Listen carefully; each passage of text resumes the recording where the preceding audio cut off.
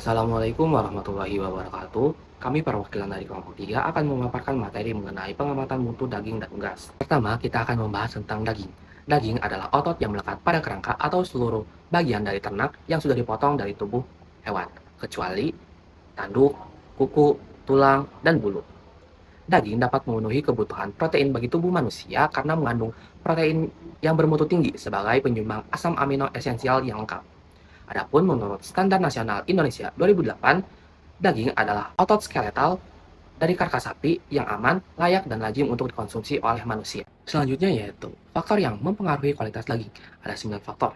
Yang pertama itu faktor genetik dan ras, yang kedua itu faktor usia hewan, yang ketiga itu ada faktor antemortem, yang keempat itu ada faktor postmortem, yang kelima itu ada pemberian pakan, yang keenam itu ada manajemen kebersihan, yang ketujuh itu ada kandungan lemak dan marbling, yang kedelapan itu ada tingkat keasaman pH, yang kesembilan yang terakhir ada metode penyimpanan dan pengawetan daging. Karakteristik fisik daging itu ada 5. Yang pertama itu ada warna daging, yang kedua itu ada tekstur daging, yang ketiga itu ada bau atau aroma daging, yang keempat itu ada kandungan lemak, dan yang terakhir itu ada kandungan air. Yang kedua, kami akan membahas tentang unggas. Unggas yang kelompok kami pilih adalah ayam. Ayam merupakan salah satu jenis unggas yang paling banyak dipelihara dan dibudidayakan untuk dimanfaatkan telur, daging, dan bulunya. Jenis ayam yang biasa dipelihara adalah ayam petelur dan ayam pedaging. Ayam petelur adalah ayam betina dewasa yang dipelihara secara khusus untuk diambil telurnya.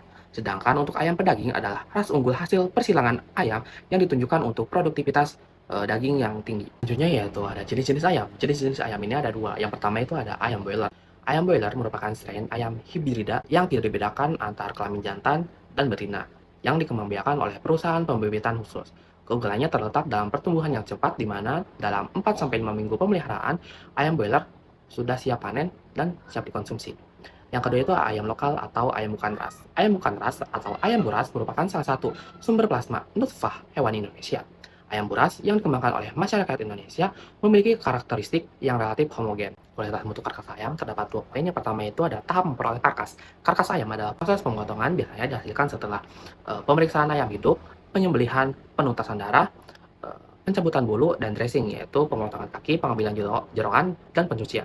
Yang kedua yaitu ada komponen karkas. Komponen karkas terdiri dari, yang pertama itu ada otot, yang kedua itu ada lemak, yang ketiga itu ada tulang, keempat itu ada kulit, yang kelima itu ada sifat fisik karkas, enam itu ada rasa dan gizi daging ayam, dan yang terakhir atau yang ketujuh itu ada mikrobiologi. Selanjutnya yaitu ada pengamatan cara kerja, ada sifat fisik daging dan sifat fisik unggas. Untuk sifat fisik daging itu yang pertama diamati sifat organoleptiknya, yang kedua itu tekstur daging ditentukan dengan cara ditekan menggunakan tangan, yang ketiga itu bagian jaringan ikat dan lemak pada daging ditentukan dengan memberi tanda plus pada daging yang berlemak dan memiliki jaringan ikat yang banyak. Yang keempat itu tentukan golongan karkas daging menurut Standar Nasional Indonesia. Lalu yang kedua itu ada sifat fisik unggas. Sifat fisik unggas itu yang pertama diamati sifat organoleptiknya, dan yang terakhir itu yang kedua tekstur daging ditentukan dengan cara ditekan menggunakan tangan. Lalu ada produk olahan. Yang pertama itu produk olahan daging. Dipilih salah satu produk olahan daging, kelompok kami memilih olahan kornet. Lalu yang kedua itu diamati perbedaan organoleptiknya.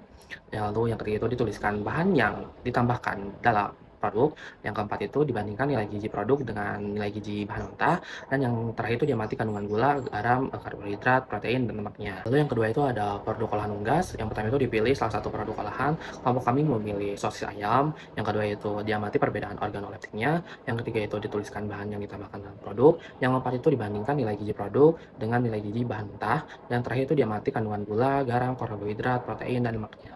Selanjutnya, saya akan memaparkan hasil penelitian yang telah kita lakukan di beberapa pasar yang berbeda. Pertama, kita akan membahas tabel hasil pengamatan organoleptik daging dan golongannya. Pada pengamatan kita kemarin, kita menggunakan 2 jenis daging. Yang pertama yaitu khas dalam sapi. Khas dalam sapi memiliki warna merah segar, beraroma bau sapi, memiliki tekstur plus 2, lalu bagian jaringan ikat dan lemak memiliki plus 1, golongan dalam Standar Nasional Indonesia yaitu golongan 2. Jenis daging yang kedua yaitu khas luar sapi. Memiliki warna merah tua, memiliki aroma bau sapi, bertekstur plus 1, bagian jaringan ikat dan lemak plus 2. Dan terakhir golongan dalam Standar Nasional Indonesia yaitu golongan 2. Selanjutnya, kita akan membahas tabel hasil pengamatan pengolahan daging dengan perebusan. Jenis daging yang pertama yaitu khas dalam sapi. Khas dalam sapi memiliki warna awal merah segar, lalu setelah melewati proses perebusan berubah menjadi merah kecoklatan. Untuk perubahan tekstur dengan tekstur awal empuk, dan setelah melewati proses perebusan selama 10 menit menghasilkan -2, dan setelah melewati perebusan selama 20 menit menghasilkan -3. Untuk daya putus daging yaitu +2. Jenis daging yang kedua adalah khas luar sapi.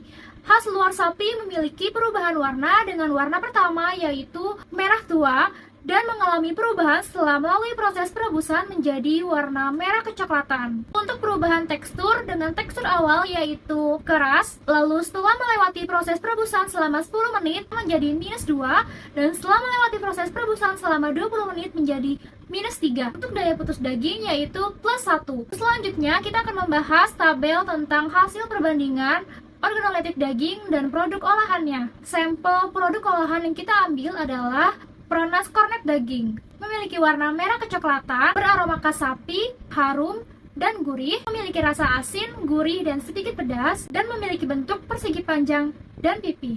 Lalu kita mengambil sampel daging sapi bagian khas dalam.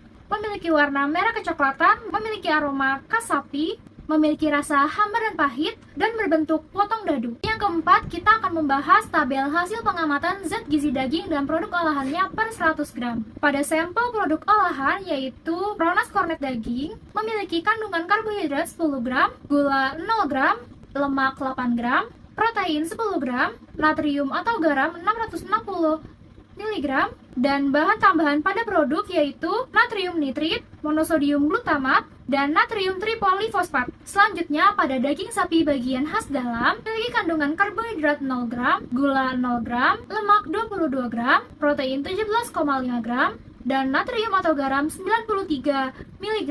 Dan untuk bahan tambahan pada produk itu tidak ada. Selanjutnya, yang kelima, kita akan membahas tabel hasil pengamatan fisik daging unggas.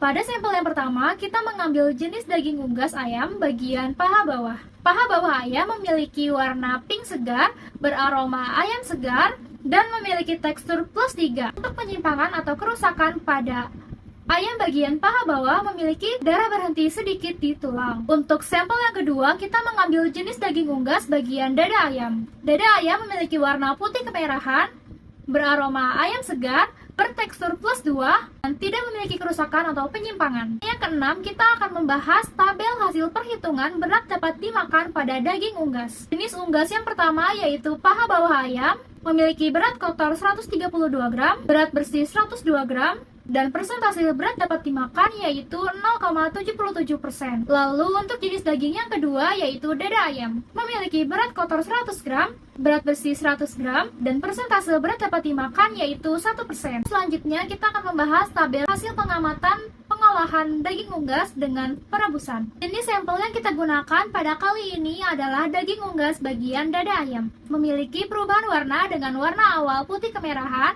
dan warna akhir putih bersih. Lalu untuk perubahan tekstur dengan tekstur awal empuk, setelah melewati proses perebusan selama 10 menit menjadi -2, dan setelah melalui proses perebusan selama 20 menit menjadi -3. Untuk daya putus daging yaitu +4. Selanjutnya yang ke-8, kita akan membahas hasil perbandingan organoleptik unggas dan produk olahannya. Untuk produk olahan, kita mengambil sampel yaitu sosis ayam. Sosis ayam memiliki warna pink kecoklatan, memiliki aroma sosis pada umumnya yaitu gurih, memiliki rasa asin dan gurih, berbentuk lonjong dan panjang. Untuk sampel unggas, kita menggunakan ayam bagian dada.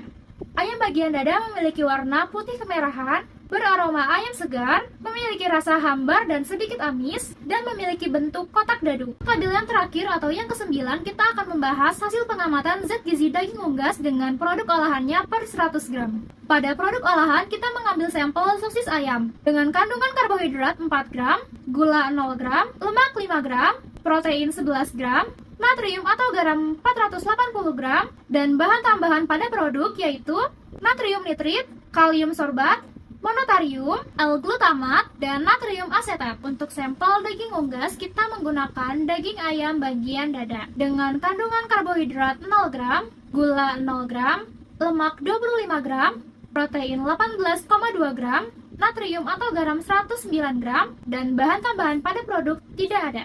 Dapat disimpulkan bahwa tingkat kualitas dan mutu daging serta unggas sangat dipengaruhi oleh beberapa faktor penting, diantaranya umur hewan, cara pemrosesan, dan kondisi penyimpanan yang diterapkan. Daging yang memiliki kualitas tinggi umumnya lebih segar, lembut, dan memiliki distribusi lemak yang merata atau baik, yang memberikan rasa gurih dan tekstur yang empuk. Untuk unggas, kualitasnya sangat dipengaruhi oleh berbagai faktor seperti umur unggas, jenis pakan, jenis kelamin, serta cara pemeliharaan dan lingkungannya. Terima kasih, itu dia pembahasan materi tentang pengamatan mutu daging dan unggas. Kurang lebihnya mohon maaf, kami dari perwakilan kelompok 3 pamit undur diri. Wassalamualaikum warahmatullahi wabarakatuh.